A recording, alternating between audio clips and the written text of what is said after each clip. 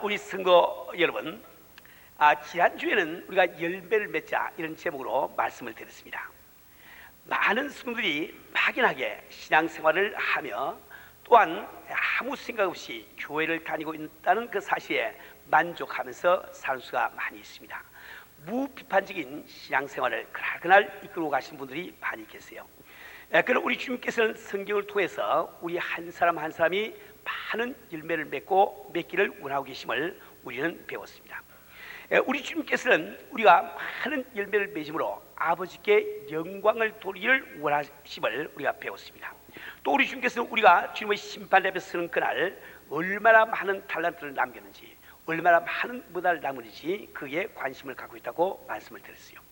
우리 성도 여러분, 그래서 금년도 저희 표를 열매를 맺자 이렇게 정해보았습니다. 근데 우리가 신앙생활을 하면서 많은 열매를 맺는 비결이 무엇일까요? 요한복음 15장 5절에서는 다음과 같이 답변을 하고 있습니다. 나는 포도나무요 너희는 가지니 저가 내 안에 내가 저 안에 있으면 이 사람은 과실을 많이 맺나니 나를 떠나서는 너희가 아무것도 할 수 없습니다. 우리가 많은 열매를 맺는 비결은 바로 내가 주 안에 주님이 내 속에 거하시는 것이라고 말씀을 하고 있습니다. 그럼 우리는 어떻게 하면 내가 주 안에 거하며 내 주님이 내 속에 거하시게 할 수 있겠는가? 그것을 요한복음 15장 10절에서는 다음과 같이 답변을 하고 계십니다.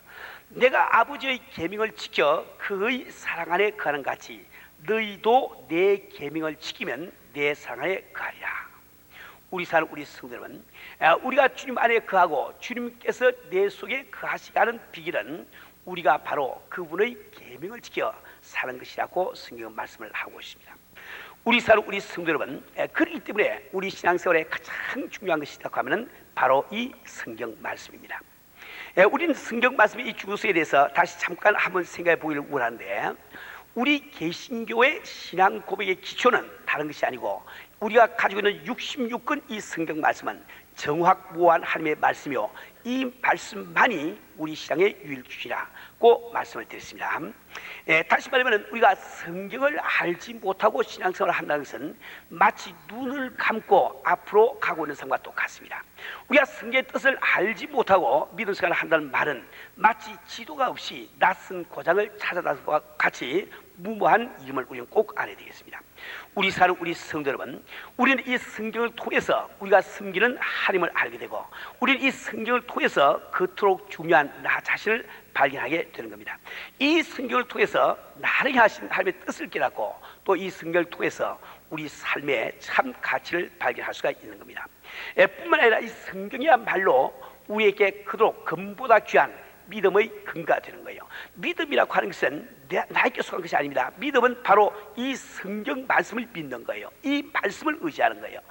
그래서 우리가 믿음의 근거는 바로 성경 말씀인 것을 우리는 잘 알아야 됩니다. 또 하나님의 말씀은 바로 우리의 영이요 생명이라고 성경 기록을 하고 있습니다.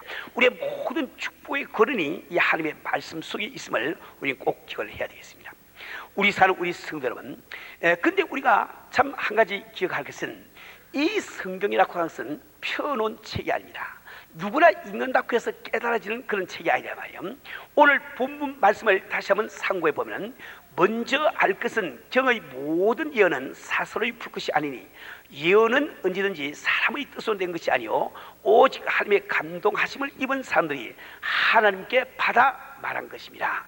다시 말하면 이 성경은 성령의 감동으로 된 것이기 때문에 우리가 자기 마음대로 자연적인 지식으로 이 성경을 풀이하면 안 된다고 성경 말씀을 하고 있습니다. 우리 성도 여러분, 그때 우리는 성경을 통한 하나님의 뜻을 보다 완벽하게 알기 위해서는 성경 말씀을 깊이 연구할 필요가 있는 것입니다. 우리 성도 여러분, 예를 들어서 성경은 지금부터 약 3,500년 전부터 약 1,900년 전까지 1,500년 이상에 걸쳐서 긴 세월 동안에 걸쳐 쓰여진 이런 책입니다. 뿐만 아니라 이 성경은 성경 기자들이 하나님의 말씀을, 하나님께서 그분의 말씀을 이렇게 그 한자 한자를 이렇게 그 말씀하셔가지고 우리 성경 기자들이 기계적으로 받아 쓰는 그런 글이 아닙니다. 성님의 감동으로 어떤 계시가 성경 기자에게 임할 때 그는 그 시대에 쓰고 있던 말로 그들이 살고 있는 사회의 습관을 쫓아서 또 자기의 성품을 따라서 성경을 기록을 하게 되는 거예요. 우리 성도 여러분, 여기서 우리는 잠시 우리는 대화에 대해서 다시 한번 생각을 해보길 바라요. 우리는 일상생활하면서 많은 이야기를 서로 주고받으면서 살아가고 있습니다. 근데 우리의 대화는 어떻게 이루어질까요? 커뮤니케이션이라고 하는 학문에서는 이렇게 이야기를 합니다. 우리가 어떤 대화를 할 때는 내가 먼저 말하고자 하는 개념이 있을 거예요.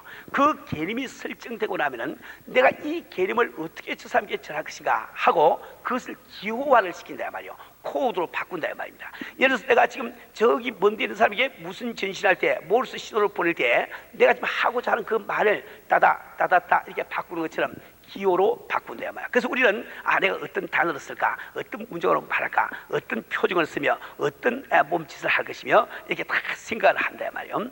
그래서 그것이 다 준비가 되면은 그 다음에 우리는 이 발성을 통해서 혹은 표정을 통해서 몸짓을 통해서 나의 그 신호를 보낸단 말이에요. 그 기호를 보내게 되는 거예요. 그런데 이때 참 중요한 것은 우리가 사실 이 입을 통해서 말을 통해서 전달되는 의사 전달은 전체 의사 전달을 100%로 볼 때 35%밖에 전달이 안 된다고 합니다.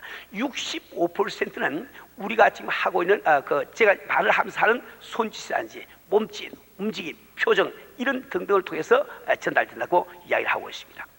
우리 교회가 지금 상당히 한 가지 문제점은 저 2층 저 끝이든지 요 1층 저 뒤에 쓰든지 보면은 여기서 제가 표정이 보이질 않아요. 전혀 보이지 않습니다. 거리가 멀기 때문에 아마 여러분들도 그쪽에서 바라보면은 무슨 빛난 이게 머리는 보이는데 도무지 목사님이 말하는 표정은 안 보일 거예요. 그러니까 지금 설교를 하는데 이 설교 말씀이 35% 내지 40%밖에 전달이 안 된단 말이에요. 그러니까 지금 제가 간절히 기도하고 있기는 요 위에다가 전광판 하나 탁 달아가지고 아주 크게 이게 저 뒤에서 다 이제 입모습까지 아주 눈썹까지 다 볼 수 있도록 여하튼 비춰주면은 아주 은혜를 잘 받을 거거든요. 그 제가 알아보니 그 값이 한 2만 불 가까이 간다고 그래요. 그래서 우리 예산 가운데 한 2만 불이 빨리 생겨야 내가 하나 탁 구해서 여기 잘 달아놓고 아주 의사 전달 잘 하겠는데 여하튼 그래서 발신 이제 보내는 거예요. 그럼 이제 듣는 여러분들은 여기서 내가 이제 코드를 보내면 그 코드를 수신을 한다 말이에요. 받아들인다 말이에요. 근데 받아들이는 그냥 받아들이는 것이 아닙니다. 받아들인 다음에는 반드시 암호풀이를 하는 거예요. 기호풀이 한다 말이에요. 저분이 왜 저런 말을 하고 있을까? 저 뜻이 무슨 뜻일까? 왜 저런 표정을 짓고 있을까? 나는 흔히 내 마음속에서 암호풀이를 하는 겁니다. 다시 우리가 콕 간첩들이 말이죠. 암호를 보내고 암호풀이가 똑같습니다. 내가 라디오를 통해 가지고 단판을 통해 가지고 3, 5, 7, 8, 8 뭐 이렇게 탁 보내면 이쪽에서 책을 펴들고 그걸 이렇게 말로 바꾸는 똑같지요. 그래서 그 기호풀이를 한 다음에 여러분들 그것을 종합해서 자기 나름대로 개념을 만드는 거예요. 그 개념을 만든다면 그것이 끝나는 것이 아니라 그 개념에 대한 자기 평가를 내립니다. 저건 참 좋은 말씀인데, 저 뭐 별로 쓸데없는 말씀인데, 아이고 저건 지루한 말씀인데, 저는 이게 가장 유익한 말씀인데, 이게 그걸 한다면은 그다음에 자기의 반응을 또 자기가 코드를 바꿔가지고 이제 또 발신을 한다 말이에요. 그러니까 여러분들이 이제 가만히 지금 설교를 듣고 있는 것이 아니라 목사님이 그저 별로 재미없이 이제 그 설교를 하게 되면 여러분이 한참 듣다가는 이거 하고 또 여사로 소소 이야기해요. 이것은 뭐야? 발신을 보내는 거예요. 목사님 오늘 설교가 참 은혜스럽지 못합니다. 참 재미없습니다. 이제 발신을 보낸다 말이에요. 저는 또 그걸 또 받아가지고 또 그걸 또 이걸 또 기호를 또 풀이를 또 하는 거예요. 저 사람은 왜 이렇게 하품하고 있을까? 아이고 오늘 내 설교가 재미없는 모양이구나. 아이고 다 걸렸는데 이렇게 이러면서 자꾸 이제 대화가 진행된다 말이에요. 근데 우리가 그렇게 이제 대화를 할 때 발신하는 사람의 암호책이 다르고 내 암호책이 다르다고 한번 가정해 보세요. 그럼 매일 그것은 오해밖에 안 생긴 거예요. 우리가 참 세상을 살아가면서 우리는 참 다른 지금 암호책을 갖고 있기 때문에 우리는 참 매일매일 오해 가운데 혼돈 가운데 우리가 살고 있단 말이에요. 이와 꼭 마찬가지로 우리가 성경을 제대로 해석하려고 하면 그 당시에 성경 기자가 쓰던 암호책을 내가 가져야 올바르게 해석되는 것이 오늘 내가 쓰고 있는 암호책을 가지고 무조건 적용시키려고 해서 이 성경이 해석되는 것이 아니다 말이에요. 우리 사는 우리 성도 여러분, 그렇기 때문에 우리 성경을 올바르게 해석하려고 하면은 언제나 그 성경이 쓰여진 시대에 그 단어가 어떻게 쓰여지는지 정확하게 우리가 알고 성경을 해석하지 않으면 안 되는 거예요. 성경에 참으로 재미있는 그 예가 있습니다. 여러분이 이 사도행전 16장에 보면은 바울이 처음 이 데살로니가 지방에 그 마게도니아 지역에 가서 그 마게도니아 지역의 첫 승인 빌립보에 갔을 때 거기서 매를 맞고 옥에 갇히는 이야기를 여러분 잘 알고 있습니다. 참 이 바울과 실라는 귀신이 들려서 점치는 여종에게서 그 귀신을 쫓아 죽었을 때 그 여종이 더 이상 점을 못 칩니다. 그 여종을 가지고 있던 그 주인이 그 여종 때문에 돈을 벌었는데 그 여종이 점을 더 못 치니까 돈을 못 벌지 않습니까? 그래서 옥에 가다 버렸다고요. 그러니까 거기서는 그 이상한 사람들이 왔다고 해서 매를 때려가지고 옥에 가다 버린 거예요. 그러나 그 바울과 실라는 조금도 실망하지 않았습니다. 내가 주의 복음을 전하는데 왜 내게 일이 닥친단 말이고 하나님을 원망하지 않았어요. 그날 하나님 앞에 간절히 기도하면서 참 한밤중에 하나님을 향해서 감사 찬양을 드리고 있단 말이에요. 그때 아주 큰 진이 일어나면서 옥문이 절로 열리면서 죄수를 묶고 있던 착고들이 다 풀려버린 거예요.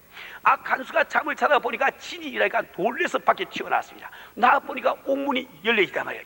이거 죄수들이 도망갔구나. 그 당시에 죄수가 도망가면은 간수는 이제 사형을 받아야 되는 거예요. 이제 내가 어차피 죽게 됐으니 아주 자기를 하자. 그래서 칼을 뽑아가지고 자기를 하려고 그런단 말이에요. 그때 사도 바울이 감옥 안에서 그 모습을 보고 소리를 지릅니다. 내 몸을 상하지 말라. 우리가 다 여기 있노라. 이야기를 합니다.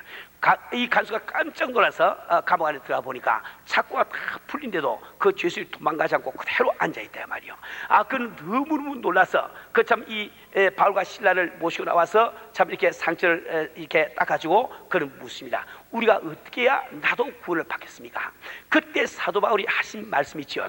주 예수를 믿으라. 그리하면 너와 내 집안이 구원을 얻으리라. 그 말씀하신 다음에 그 복음에 대해서 쭉 설명을 해줍니다. 그때 그 간수와 그 모든 권속들이 그 예수를 믿고 세례를 받았다. 이런 그 말씀이 쓰게 나온단 말이에요. 자, 근데 우리가 이 신학적으로 말이죠, 유아 세례를 인정할 것이냐 안 할 것이냐 이런 그 문제가 나옵니다. 근데 그 유아 세례를 지지하고 옹호하시는 그 성경학자들은 이렇게 변론을 한다 말이에요. 그 당시에 예수를 믿으면 너와 내 집안이 구원을 받도록 했는데 그 집안이라고 하는 그 말이 히라브로는 오이키아라는 말씀입니다. 오이키아, 오이코스 하면 집이라는 뜻이 되고 오이키아 하면 그 집 속에 사는 권속들이 된단 말이에요. 그 권속들이 침례를 받았으니 그 속에 어린아이가 있어도 다 받았을 것이 아닌가. 이것은 성경의 신뢰가, 전례가 유아세례를 행한 것을 이야기하고 있지 않느냐 이렇게 주장을 했단 말이에요. 근데 그 성경학자들이 그 당시에 쓰이던 그 말을 여러 가지로 고증을 하고 연구를 한 결과에 결론을 내린 거예요. 그 당시에 그 문화권 속에서는 오이키아라고 하는 이 말, 즉 집안이라고 하는 이 말을 쓸 때 그 집에서 키우는 애완동물도 그 속에 포함을 시킨다 말이에요. 그런 증거를 많이 발견했단 말이에요. 그럼 만약에 오이키아 그 집안이 세례를 받기 때문에 아이도 세례를 줘야 되도록 하면 애완동물도 세례를 줘야 되는 말이 되지 않느냐. 그렇죠. 그러니까 다시 말하면 아주 신학자들도 그 당시에 쓰이던 말이 어떻게 쓰인지 이것을 분명히 잘 모르기 때문에 그런 실수나 오해를 저지게 된다 말이에요. 우리 사는 우리 성도 여러분, 이처럼 성경은 영감으로 쓰여질 뿐만 아니라 지금부터 약 1900년 내지 3500년 전에 쓰여진 책이므로 여러 가지 해석 원리를 적용하지 아니하면 올바르게 해석이 안 됩니다. 예를 들어서 신학적으로도 몇 가지 전제를 알고 이 성경은 해석이 되는 거예요. 첫째는 성경의 명료성이라고 하는 전제가 있습니다. 이것은 무슨 뜻이니까 우리가 비록 이 성경을 인간이 다 깨달을 수는 없지만 이 성경 자체는 성령님이 주신 책이니까 그게 명료한 뜻이 있다 말이에요. 그래서 우리가 만약에 이 성경이 쓰여졌던 그 당시의 문화나 역사적인 배경이나 혹은 사회적인 조건이나 지리적인 조건, 그들이 쓰는 어느 그 문법 단에서 완전히 알면은 우리가 이 성경을 어느 정도 명확하게 알 수 있다. 뿐만 아니라 성령께서 우리의 마음을 조명시켜 주시면 우리가 이 성경을 명확하게 알 수 있다. 이런 전제를 가지고 우리가 성경을 본다 말이에요. 우리가 성경을 볼 때 이것이 다 해석되지 않도록 해서 성경은 애매한 책이다 이렇게 해서 단정을 내려버리면 우리는 성경 연구할 필요가 전혀 없다 말이에요. 또 뿐만 아니라 이 성경 해석을 할 때 신학적인 전제 가운데 또 한 가지는 예를 들어서 조절된 계시라는 것이 있습니다. 이것은 지난번에도 한번 설교 말씀드릴 때 말씀드렸지만 하나님께서는 하늘나라 비밀을 우리에게 알려주시기 위해서 하나님이 우리 인간이라면 즉 하늘나라가 이 세상이라면 하고 전제를 하고 성경 계시를 말씀하고 있단 말이에요. 그래서 그것을 신인 동성 동행이라 이게 말씀을 드렸습니다. 그래서 우리는 그것을 먼저 전제로 하고 성경을 읽을 때 성의 뜻이 분명하게 깨달아진다 말이에요.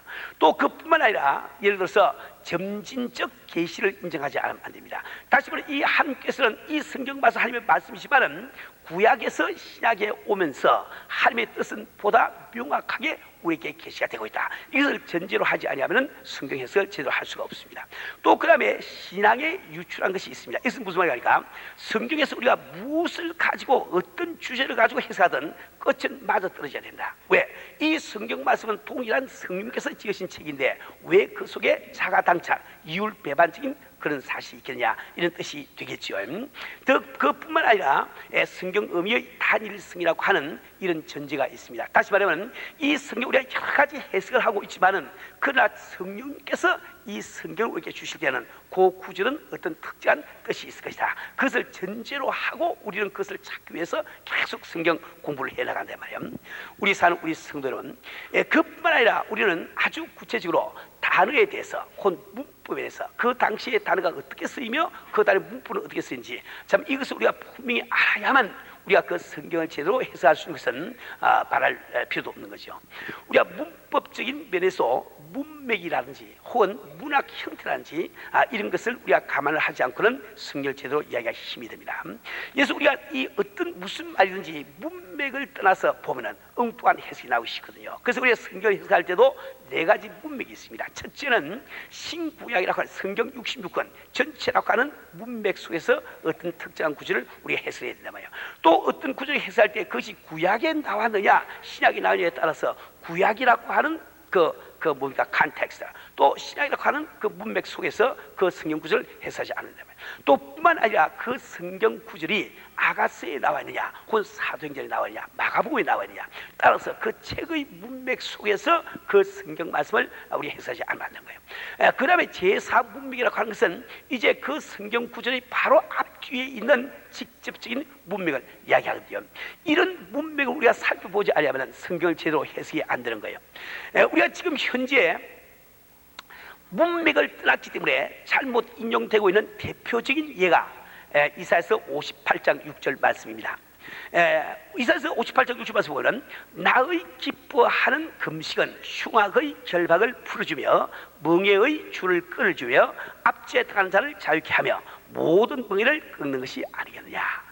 이 말씀만 딱 가지고 보면은 하나님께서는 금식을 기뻐하시기 때문에 우리가 금식을 할 때 그분께서 우리의 흉악의 결박을 풀어주며 멍에의 줄을 끊어주며 압제에 당하는 자를 자유케 하며 모든 멍에를 끊어준다. 이렇게 해석하기가 쉽잖아요 말이에요. 그래서 우리가 어떤 어려움, 어떤 역경이 있더라도 우리가 정말 금식할 때 해결받는 참 이게 비결이 있다. 이렇게 우리가 설교를 잘 듣기도 합니다. 물론 우리가 진실된 마음으로 우리가 금식을 할 때, 금식 기도할 때 우리에게 임한 모든 참 이 저주라든지 혹은 또 형통치 못한 문제들이 해결되고 또 질병도 우리가 다 나음을 받습니다. 그러나 오늘 지금 그 말씀이 있는 이사야서 58장 6절 말씀이 그런 뜻은 아니다 말이에요. 그것은 여러분들이 조금 더 앞으로 넘어가서 58장 1절부터 여러분이 문맥을 살펴보시면 우리 하나님께서는 그 당시에 횡행하던 잘못된 금식을 아주 싫어하시고 그에 대해서 한탄을 하십니다. 사람들은 아주 종교적인 의식으로 금식을 하면서 어떻게 하면 이 시간을 빨리 보낼 것이고 그래서 그들은 오락을 차리단 말이에요. 오늘날 말로 하면은 금식 기도를 가서 산에 가서 이제 사흘 금식 기도하면서 시간 빨리 보내기 위해서 같이 모여 앉아서 고스톱하고 있다 이 말과 똑같은 말이에요.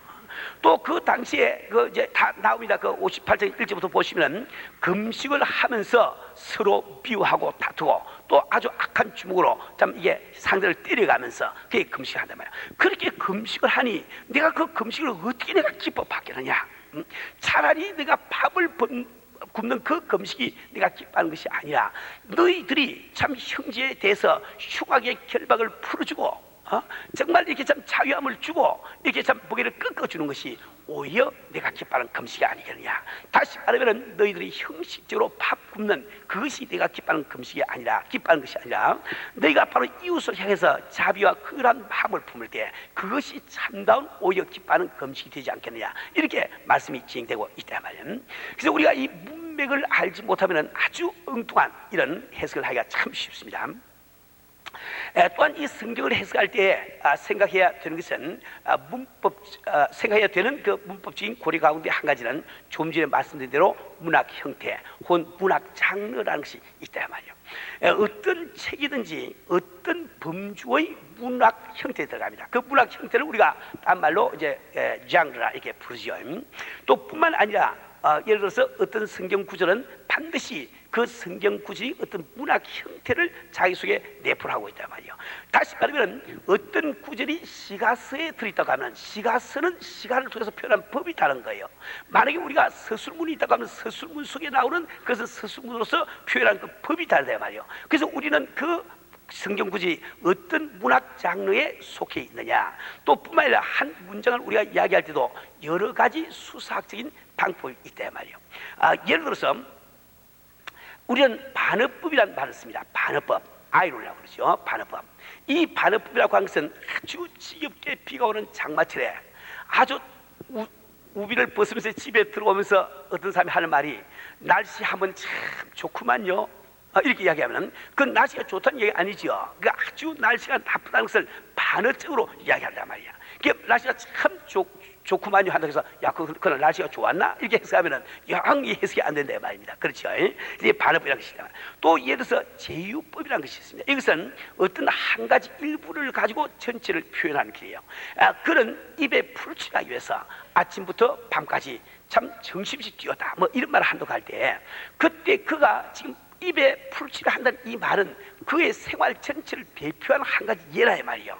꼭 입에 풀칠만 하기 위해서 아주 밖에 뛰는 것이 아니죠. 그는 잠도 자야 되겠고 아이들 교육도 시켜야 되겠고 혹은 또 옷도 입어야 되고 이 모든 데 필요한 생활비를 벌기 위해서 그는 아침부터 밤까지 뛰었는데 그 표현법을 그는 입에 풀칠하기 위해서 아침부터 밤까지 뛰었다 이런 말을 쓴다 말입니다. 이런 것을 우리가 참 이 제유법이라 이런 말을 부르는 거예요. 또 예를 들어서 역설법이라는 것이 있습니다. 이것은 예를 들어서 즐거운 비명 뭐 이런 것 이렇게 서로 반대되는 말을 붙여가지고 이제 강조해서 이야기한 거죠. 근데 즐거운 비명하는 것은 이상하다. 이 성경에 있는 비명은 어떤 것이 즐거운 것일까? 뭐 이렇게 해석하고 들어가면은 큰일 나버리고 말겠죠. 그것은 하나의 그 뭡니까 역설법에 속하는 거라 말이에요. 또 우리가 이 표현법에 보면은 과장법이라는 것이 있습니다. 우리가 어떤 일을 참 이렇게 강조하기 위해서 과장법을 쓴다 말이에요. 그는 주먹 같은 눈물을 툭툭 흘렸다 이럴 때 그의 눈물이 막 주먹 이만큼 큰 것이 툭툭 이 말이 아니죠. 그가 얼마나 슬퍼하며 울었는지 그래서 강조하기 위해서 주먹 같은 눈물이 뚝뚝 흘렀다 이 말 쓴다 말이에요. 이 성경에서도 많이 이런 과장법을 쓴 경우가 많이 있습니다. 예를 들어 요한복음 21장 25절 말씀을 보면은 예수의 행하신 일이 이외에도 많으니 만일 낱낱이 기록된다면 이 세상이라도 이 기록된 책을 두기에 부족할 줄 아노라. 이것은 하나의 과장법인 거예요. 뭐 성경이 뭐 과장을 하니까 나보다 이런 뜻이 아니에요. 그건 하나의 표현 방법이란 말이야. 이 말씀을 보시고 우리 예수께서 하시는 딱 찍으면은 지구가 이게 면적이 얼마인데 그 위에 책을 사면 뭐 어가 뜨는데 얼마가 올라가고 뭐 이 계산되면 큰일 난다. 그건 하나의 과장법이에요. 너무나 그 한 일이 많다. 그래서 과장하는 말에 불과하다 말이에요. 그래서 우리는 이 참 성경을 볼 때 이런 그 문학 형태라든지 이런 그 문법적인 이런 일도 고려를 하시면 안 됩니다. 또한 그 당시에 문화나 관습을 이해하지 못하면 성경이 올바르게 해석이 되지 않겠죠. 예를 들어서 성경은 우리 예수님께서 밤낮 사흘을 무덤 속에 있음을 우리에게 이야기해 주고 있습니다. 그런데 오늘날 우리 개념으로 밤낮 사흘을 산수학적으로 정확하게 계산되면 72시간이 되겠죠. 72시간. 근데 실제로 우리 주님께서 무덤 속에 들어간 것은 그분이 금요일날 오후 3시에 숨을 거두시단 말이에요. 그리고 주일날 미명에 새벽 미명에 그분이 부활하셨으니까 아마 새벽 아마 4시, 5시, 6시 우리 시간은 확실히 모르지만은 그때쯤 부활하셨단 말이에요. 그 시간을 계산돼 보면 기껏해봤자 38시간밖에 안 됩니다. 그 전후밖에 안 된단 말이에요. 아니 38시간밖에 안 되는데 왜 살라고 72시간이라고 그러냐? 이 성경은 뭐가 잘못이거나 이렇게 이야기하면 안 된단 말이에요. 그 당시 이스라엘 백성들은 시간적으로 24시간 계산해서 하루를 쓰는 것이 아니고 금요일, 토요일, 주일이 포함되면 그게 사흘인 거예요. 그러니까 미국 사람들이 나이를 말하는 법과 우리나라 사람이 말하는 그 나이 법이 다르지요. 그래서 내가 지금 현재 미국에서 쓰는 나이로 이야기하면 딱 만 60세입니다. 우리 한국에서 쓰이는 나이법을 하면 61세라 말이야. 그래서 어떤 사람이 내가 어디서 61살 말을 듣고 아니 그 양반이 60세인데 목사님 거짓말 하시나? 이렇게 뭐 큰일 난다 말이요. 그렇죠? 서른법이 다르다 말이요. 문화가 다르다 말이요. 그런 예는 얼마든지 많이 있습니다. 그 외에도 많은 성경 해석의 원리들이 있습니다. 그 중에 한 가지만 더 소개를 하면은 어떤 불투명한 구절이나 혹은 두세 구절을 토대로 어떤 교리를 정립하면 안 된다는 원리가 있습니다. 예를 들어서 디모데전서 4장 1절을 들어서 한 번 받은 구원을 얼마든지 놓칠 수 있다고 이렇게 설교하시는 목사님들도 계시고 또 주장하는 신학자들도 있다 말이에요. 디모데전서 4장 1절 말씀 보면 그러나 성령이 밝히 말씀하시기를 후일에 어떤 사람들이 믿음에서 떠나 미혹게 하는 영과 귀신의 가르침을 좇으려 하시니 성경에 분명히 믿음에서 떠난다고 되어 있지 않느냐. 그래서 우리가 믿음으로 구원을 받았지만은 믿음을 버리고 구원을 놓을 수도 있다. 그래서 이게 참 한 번 믿으면 영원히 구원을 받는다고 가르치는 것은 그것은 이단이다, 잘못된 것이다, 이렇게 공개를 한다 말이에요. 근데 우리가 한 가지 기억할 것은 이 성경 말씀, 그러나 성령이 밝히 말씀하시는 후에 어떤 사람들이 믿음에서 떠나, 이렇게 기록되어 있는 그 같은 성경 말씀 요한일서 2장 19절 말씀 보면 다음과 같은 기록이 나옵니다. 저희가 우리에게서 나갔으나 우리에게 속하지 아니하였나니 만일 우리에게 속하였다면 우리와 함께 거하였으니와 저희가 나간 것은 우리에게 속하지 아니함을 나타내려 함이니라. 그러니까 우리가 언뜻 볼 때 믿음을 버린 사람들이 있는데 그 믿음을 버린 사람들은 지금 요한일서 2장 19절 말씀을 가지고 우리가 해석하면 그들은 사람들이 볼 때는 믿음을 갖지만 하나님이 보실 때는 참도 믿음을 못 가졌다는 거예요. 그래서 우리는 그가 믿음을 가지고 생각하고 우리가 같은 종류의 신자라고 생각하는데 하나님이 보실 때는 다르다 말이에요. 그래서 서로 다른 것을 나타내기 위해서 그들은 나갔다고 성경 기록이 되어 있단 말이에요. 그러니까 우리가 어떤 교리를 갖다 이야기할 때 어떤 한 성경 구절인지 두세 성경 구절만 가지고 우리가 결론 내리면 안 된단 말이에요. 우리는 그와 관련된 모든 성경을 다 찾아가지고 그 위에서 우리가 결론을 내지 않으면 안 된다 말이에요. 우리 사는 우리 성도 여러분, 우리가 이렇게 성경 해석 원리를 모두 알고 성경에 적용한다고 해서 또 그대로 성경 깨달아진 것은 아닙니다. 우리가 이런 성경 해석 원리를 알고 그것을 적용할 뿐만 아니라 우리는 성령의 감동하심을 받고 또 그 다음에 우리는 올바른 안경을 쓰지 않고는 우리가 결코 성경 뜻을 제대로 깨달을 수가 없는 거예요. 우리가 이 성경을 볼 때 써야 되는 안경 가운데 한 가지는 바로 믿음이라고 하는 안경을 쓰지 않으면 안 됩니다. 이 성경은 믿음을 가지고 보지 않고는 결코 깨달지 않는 그런 책이다 말이에요. 오직 믿는 자들에게 주신 책입니다. 그래서 이 성경 말씀에는 하나님의 존재를 증명하기 위한 어떤 노력도 있지 않습니다. 하나님이 존재하심을 믿고 그분이 우리를 사실 믿고 그 믿는 사람들을 위해서 주신 책이 그렇다 말이에요. 그런데 우리는 참 이렇게 성경 66권은 바로 창세기 1장 1절을 기초로 하고 있는 것을 우리는 잘 알고 있습니다. 그러니까 태초에 하나님이 천지를 창조하시라 이 말씀이 안 믿어지는 사람은 그 다음에 이 성경을 아무리 달달달 다 외워도 성경의 뜻은 안 깨달아지게 되단 말이에요. 왜? 성경은 창세기 1장 1절을 기초로 하고 있으니까. 그리고 창세기 1장 1절을 보니까 태초에 하나님이 천지를 창조하시라. 근데 이 태초라고 하는 이 말은 바로 우리가 알고 있는 이 우주 속의 시간의 시작을 이야기합니다. 그러니까 태초에 하나님이 천지를 창조했음을 내가 믿는다고 하면은 당연히 그분께서는 우리의 시간을 초월하고 계신 분임을 우리가 믿게 되지 않냐 말이에요. 그렇죠? 태초에 그분 천지 창조했으니까 이 시간 속에 억압이 안 돼 있단 말이에요. 초월이 되어 있단 말입니다. 그런데 우리 하나님께서 만약에 시간을 초월하고 계시다면 그분께서는 공간을 초월하시는 거예요. 우리가 한꺼번에 같은 순간에 교회도 있고 집에도 있을 수 없는 것은 우리는 시간을 초월하지 못하게 되는 것입니다. 그런데 시간을 초월할 수 있는 존재는 동시에 어느 곳에나 다 있을 수 있단 말이에요. 그래서 우리는 하나님의 무소부재성을 태초한 그 한 말씀 가운데서 믿을 수가 있단 말이에요. 그분께서 바로 무소부재, 안 계신 곳이 없다고 하면 그분이 당연히 몫을 알고 계실 거야 말이에요. 다시 말하면 무소부지하심을 우리가 안다 말이에요. 그러니까 이 태초라고 하는 이 한마디 말씀을 내가 믿을 때에 나는 하나님의 영원 자존성, 이제 스스로 이렇게 존재하시단 말이에요. 영원히 스스로 존재하시는 그분의 성품, 혹은 또 그분의 참 무소부재성, 혹은 그분의 전지성, 이런 등등을 우리가 믿게 된다 말이에요. 그다음에 하나님이라는 이 말씀 가운데 이것은 몇 번째가 설교 시간에 말씀드렸지만, 하나님이라고 하는 말씀 가운데 선이라는 개념이 들어있습니다. 이걸 여러분 꼭 잘 잡으셔야 되는 거예요.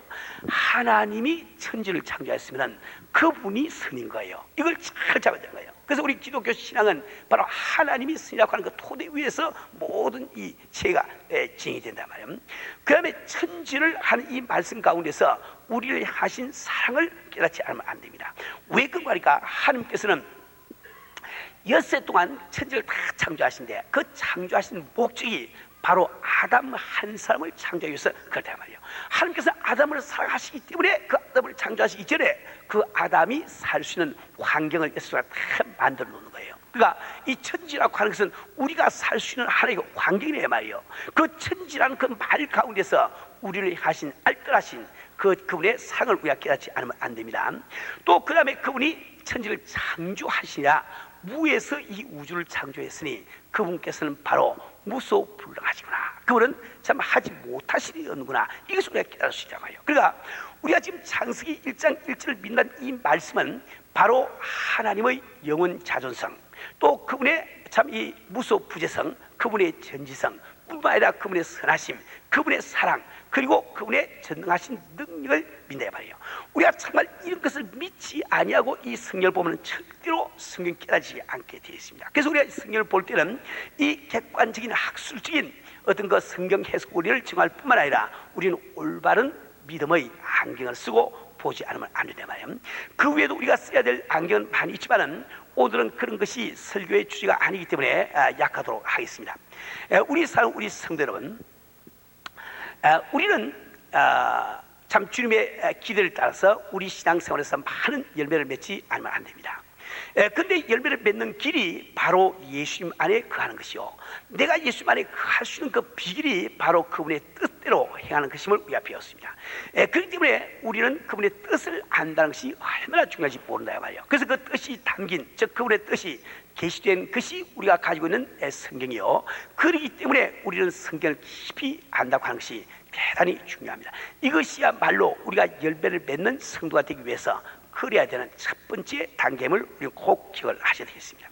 우리 성도 여러분, 우리는 정말 성경은 피워놓은 책이 아니한 것을 분명히 기억을 하시고, 우리는 참 성경 해석을 위해서 적용되어야 될 학술적인 원리들, 또 신앙적인 원리들, 영적인 원리들이 있음을 꼭 기억을 해야 되겠습니다.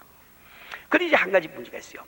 우리가 평신도로서 예수 믿을 때 어떻게 우리가 그런 해석 원리를 다 터득을 하고 성경을 볼 수 있겠냐 말이에요. 그럼 우리는 성경을 갖고 있지만 성경을 전혀 깨달을 수 없느냐, 이런 문제가 생긴단 말이에요. 그래서 이 성경 말씀은 그래서 몸된 교회에 교사와 목사를 두었다고 말씀하고 있습니다. 왜 우리가 교사와 목사를 두고 있습니까? 그것은 참 영적으로 학술적으로 훈련받은 그분을 통해서 하나님의 말씀을 깨닫게 하고, 그분을 통해서 우리가 성경을 배우기 위해서 교회는 목사가 있다 말입니다. 우리 성도 여러분, 우리는 정말 참 이 주님의 말씀을 따라서 열매 맺는 생활을 위해서 정말 성경을 열심히 우리가 공부를 해야 되겠는데, 여러분들이 성경을 보다 깊이 알기 위해서는 네 가지가 꼭 필요합니다. 첫째로는 말씀을 늘 사모를 하셔야 됩니다. 두 번째는 그 말씀을 부지런히 읽으시고 외우셔야 된단 말이에요. 세 번째는 영감이 생기도록 많은 기도를 해야 됩니다.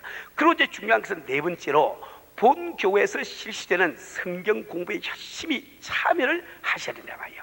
예를 들어서 우리 수요 기도회는 여러분들이 성경을 보다 깊이 깨닫고 또 깊이 깨닫는 법을 가르치기 위해서 진행이 되고 있단 말이에요. 내가 은혜 교회를 다니면서 지금 그 수요 기도에 전혀 관심이 없고 나오지 않는 분들은 전혀 말씀에 관심이 없어. 그 말씀에 관심이 없으니 내가 어떻게 말씀대로 살 수가 있겠습니까? 말씀대로 살 길이 없으니 내가 어떻게 주 안에 거할 수가 있겠으며 내가 열매를 맺히냐 말이에요. 그래서 나의 신앙생활이 매일 치밖에 돌듯이 그날 열매 없이 지나간단 말이에요. 우리 성도 여러분, 오늘 이 사실 꼭 우리 기억을 하시고 하나님의 말씀에 대해서 욕심을 냈어요. 내가 정말 참 이게 육신이 피곤하다 할지라도 반드시 수요 기도 시간에 나가서 말씀을 드리라, 나도 배우리라 작정을 하신단 말이에요. 또 본 교회에서는 여러분들 이 말씀을 깨닫게 하기 위해서 여러분들이 단계적으로 이게 공부를 할 수 있도록 지금 현재 목사님들이 연구를 하고 있습니다. 아마 지금 2월 중순경 되면은 아마 이 단계별 성경 공부가 시작이 될 거예요. 우리가 2부 예배 시간이라 혼 3부 예배 시간에 저쪽에서 초신자가 교회 와서 기독교에서 기본적인 교리를 배우고 또 그다음에 조금 그것이 끝나고 나면 조금 더 좀 상급반에 또 이렇게 지장해서 배우시고 드디어 이렇게 해서 여러분이 온전히 성경 말씀을 알 수 있도록 인도를 하려고 생각을 하고 있습니다. 그래서 많이 그것을 기도하시고 또 이렇게 기대를 해주시길 바랍니다. 또 뿐만 아니라 여러분들이 성경을 알기 위해서는 배우기만 해서 안 되겠죠. 이 성경 자체를 읽어야 이 성경과 내가 친숙해져야 이것이 무슨 뜻이라 배울 때 금방 깨달을 수 있지 않습니까? 그래서 우리가 이 성경 말씀보다 깊이 연구하기 위해서 먼저 성경을 내가 읽는다는 것이 대단히 중요하거든요. 그래서 우리 교인들이 적어도 아무리 게으른 분도 1년에 한 번은 성경을 읽기를 원합니다. 그래서 여러분들이 한 번 읽을 수 있도록 어떻게 하면 여러분들이 잊어버리지 않고 매일매일 그 성경을 읽을 수 있게 할 것인가, 이것도 지금 이제 우리 목사님들이 지금 연구를 하고 있는데 아마 2월 중순까지는 해답이 나와서 여러분이 아주 어렵지 않게 이 성경을 매일매일 읽을 분량을 읽으면은 그만 딱 그저 1년 만에 다 읽을 수 있도록 저희들이 만들어드리려고 그럽니다. 또 뿐만 아니라 성경 읽을 뿐만 아니라 내가 외워야 사탄마귀를 대장하는 검이 되지요. 성경을 외우지 못하면 아무 소용이 없거든요. 그래서 여러분들이 이게 성경을 외우기를 바라는데 참 제가 여러분들 목회를 하면서 보니까 여러분이 하루에 성경 한 구절을 외우시는 머리는 도무지 안 될 것 같고, 그래서 일주일에 한 구절을 외워야 되지 않겠는가.